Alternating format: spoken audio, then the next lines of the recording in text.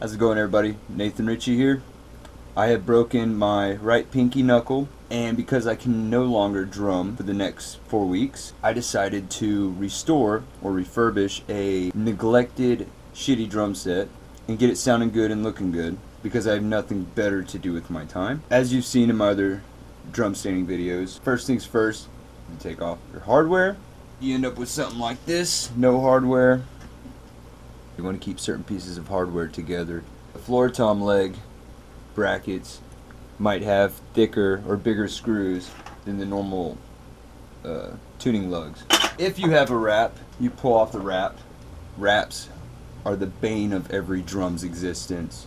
If your kit's painted, go find another video. I'm not about to put that much effort into sanding down a shell. If you have a decent wrap, you're going to want to use a blow dryer or something hot to unstick the glue.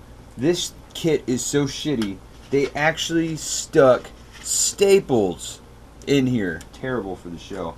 You don't even need a blow dryer. This shit just comes right off. Because I don't really care that much about this drum set, I'm starting off with a 120 grit to get rid of all the rough spots that are on here, and then going in after that with a 220 grit, and then possibly a 600 or 700 grit to even out any little hairs or splinters sticking up.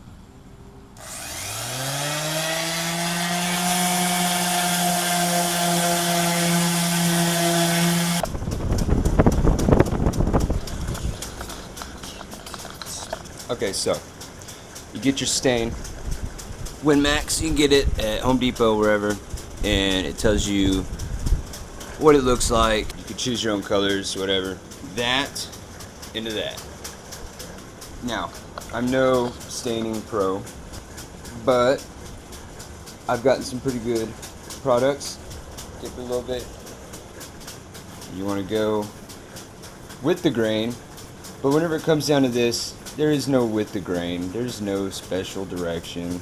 It's all over the place. It's like 5 different pieces of wood put together. I don't even think there's layers on this drum set. It's going to look a lot better than it sounds, I guarantee it. You just want to apply it evenly. Like this. Also, if you'll notice, this is called red oak, and the way that looks is not quite how it looks right there. If you start staining it and you're like, oh man, that is not the color I wanted. Well, of course, I mean, why are you painting a drum set? You're not an artist, you're a drummer. You know, this is a stupid idea off the bat. Once you get the clear coat on there, it really pulls out the color. The drum shell is a canvas.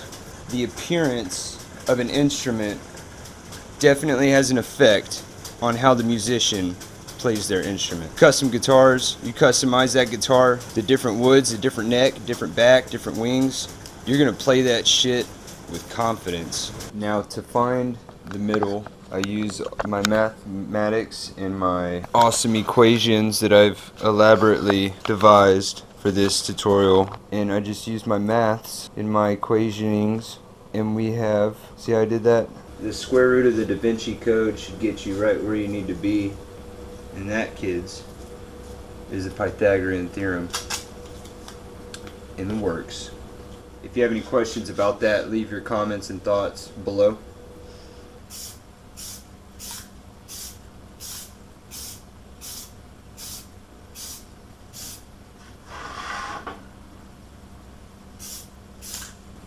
I'm just kind of feeling it out. I have no idea what I'm doing, and neither do you.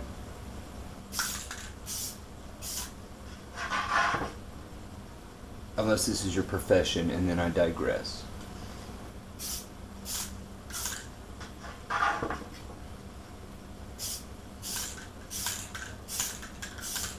Whenever I remove this tape, there will be stained wood, black all the way up, and then a black gradient into the stained wood. And once you put clear coat gloss on that, it should look pretty good. I like that rugged vintage look. Next step is the clear coat. Good stuff.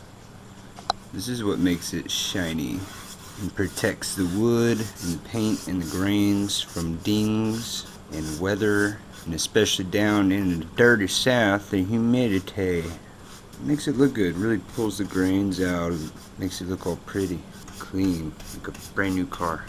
You just want to spread a real thin coat for the first coat, nice and even across the entire drum. Try your best to keep it off of the bearing edge.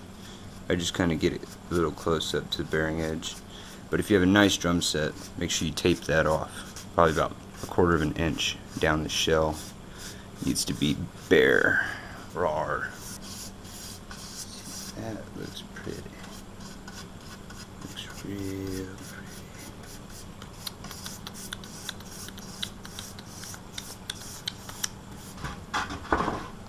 Oh yeah.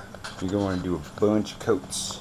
After you get maybe 2 or 3 coats of clear coat on there, real thin coats, you're going to want to let it dry real good, and then you're going to go in and you're going to sand it all smooth, but not too much, because you don't want to get rid of all the clear coat that you just put on. Since I don't have anything to aid the drying process, I put them out in the sun. It is very hot in Texas.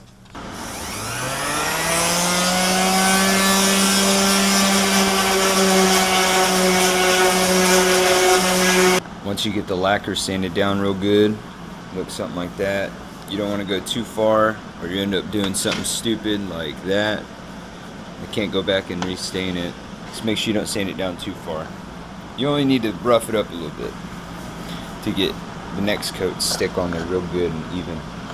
I decided last minute to go in and stain the inside of the shell a ebony stain. It looks pretty good. Looks good with the overall shell.